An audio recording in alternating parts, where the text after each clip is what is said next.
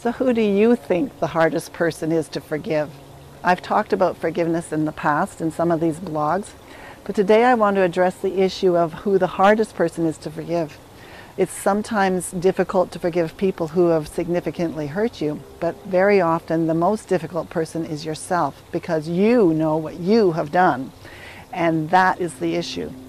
Because you know how bad you were, how nasty you were, how full of revenge and hatred you were. When you did those things, you live under those regrets. You live under those feelings of self-hatred and wishing that you had never ever done them. And you decide that you need to continually cause yourself to pay for those problems that you caused, pay for those hurts and things that you did. And when you do that, and you're constantly beating yourself up and wishing that you hadn't done that, you have effectively placed yourself in a prison to which you hold the key.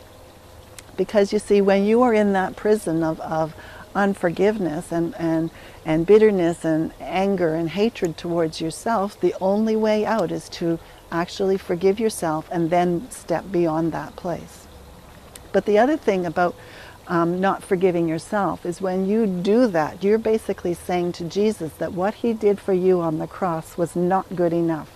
He died to free you from all of those sins, from all of the things that you have done, and accept you so that the Father is able to accept you, so that you can come into the Father's embrace and fully experience his love. But when you harbor unforgiveness towards yourself, you are basically saying to the Father that him sending Jesus to die on the cross for you wasn't good enough for you, that you have to continually beat yourself up and punish yourself more because Jesus' death on the cross wasn't enough.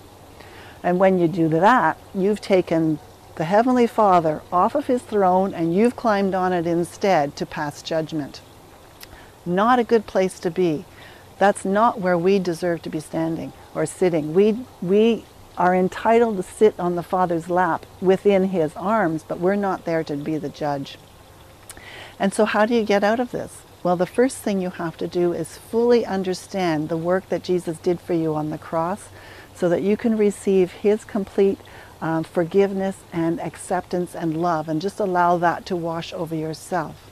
And then you also have to begin to apply that to your life and recognize that there is nothing that you could have done that is not covered by that sacrifice of Jesus on the cross.